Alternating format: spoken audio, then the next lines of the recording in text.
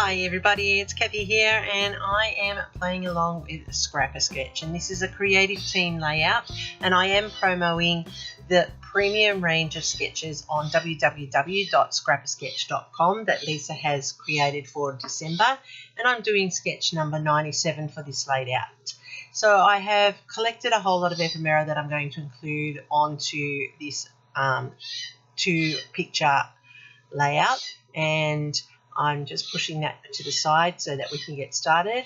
I have these two photos of my son when he was 21, going for his interview, hopefully to get into the army. Unfortunately, that wasn't meant to be, but they're still good photos of him, and I'm going to just scrap them anyway.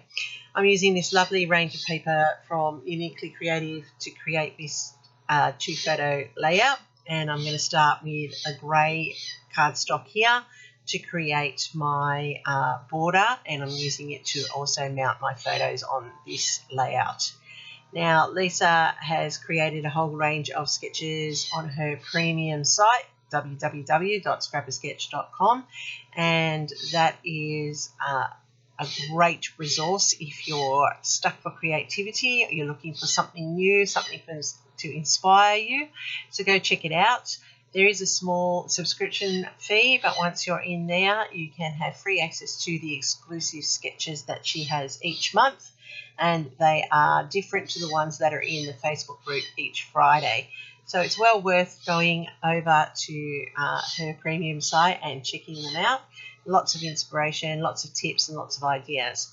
So as I said, I'm using sketch number 97 from December, and what I'm doing here is I'm just marking out where I can cut the paper from here to create a center panel that will be mounted by that piece that you just saw. I'm really sorry that you can hear in the background my bird Jack. He is a cockatoo, and he actually is a little bit scared of the dark, which is funny because it's just started to get dark here in Sydney, and he doesn't like being in the dark, so he screeches until somebody goes out and puts on the nightlight for him. So this is where I have mounted that piece, and it fits beautifully into that gap, and you don't know that it's in underneath. And it's a great way of stretching your supplies if you haven't got an extensive amount of supplies and you want to carry on with the similar colour schemes throughout your layout. Now on this piece of paper that's going to run in a horizontal band across it, you can see that they're the container doors, which is actually quite funny because my son in these photos wanted to join the army, but because of his dyslexia got knocked back not once but twice, even though he did everything they asked him to do. And you know, as a teacher, it really bugs me that a super intelligent person, just because of dyslexia, is not allowed to do what they would really like to do. And even the sergeant that interviewed him said he was a really good candidate. Just the Sykes, who should know better, didn't let that happen, but that's okay because in the end it's worked out better for him. He is now working in logistics and cargo. That's why those containers there are a bit funny, but he also is excelling in the firefighting. So armies lost, firefighters gain. So sometimes one door closes and another opens, and that's how I keep trying to project for my children their life aspirations. So I'm just putting down this base paper, and I always do it one at a time, as you can see here, because I don't want it to buckle as you just saw there. So I was able to correct it before without having to lift too many edges.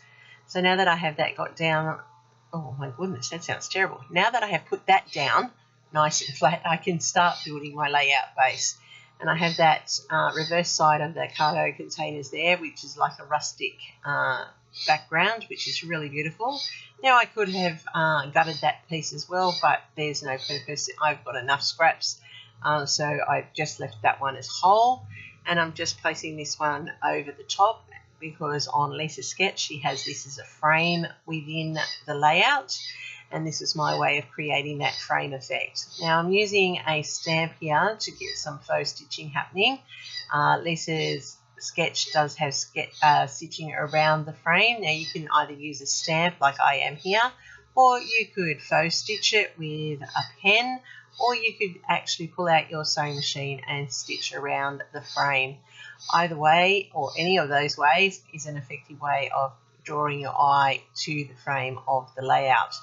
So I'm just adding in some straight stitching here, and I'm going to put a mask in so that I can finish off that line without going over it. And you can see now that that single line of stitching goes nicely into that frame, and it just adds that little bit of extra detail to the layout.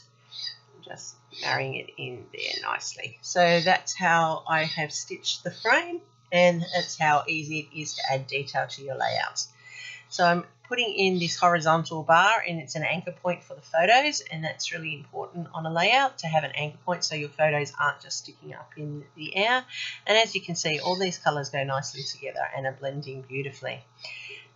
The reason I chose these colours is because when I was looking at my photos, I was looking for things that complemented my photos. Now his suit there is a charcoal grey black, and that's picked up by the greys in that background. The greens of the leaves are picked up through the green shades throughout the colour scheme of this cardstock. And yes, you are not imagining it, he does have green hair. At that time in his life, he was going through a period where every couple of months he would change the colour of his hair, and that time was a green. We had blue, we had purple, we had pink, we had red, we had orange, we had yellow, and we had blonde, and of course he had green. So I don't know why, he just went through a period that was what he did. And if that was the worst he did, that was the worst. And seriously, it's colour, it grows out. So I'm just tucking in a little journaling speech bubble there, which I will go in off screen and journal. I'm just fussy cutting around this little tag that says "Be Awesome," and I'm going to adhere those in. Now Lisa does have these as a cluster at the top of her layout. She represents them with hearts, and I'm just showing you that you don't have to use hearts. You can use anything when you look at an embellishment on a layout.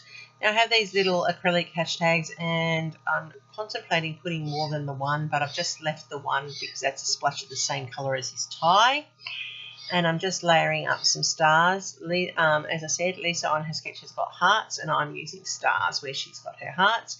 You could have flowers, you could have dots, you could have tags, you could have anything really. It's up to you what you want to put as your embellishment. Just because it shows a heart on the sketch doesn't mean it has to be a heart. So when you are looking at a sketch, make sure you are thinking of all the options possible. On there I've got the little word that says Big World, and I'm tucking that in under the stars. I've got a chipboard title here that says Fantabulous, and I've added that to there just as my title. And then I am putting in a quote underneath it as well, and it says it always seems impossible until it's done.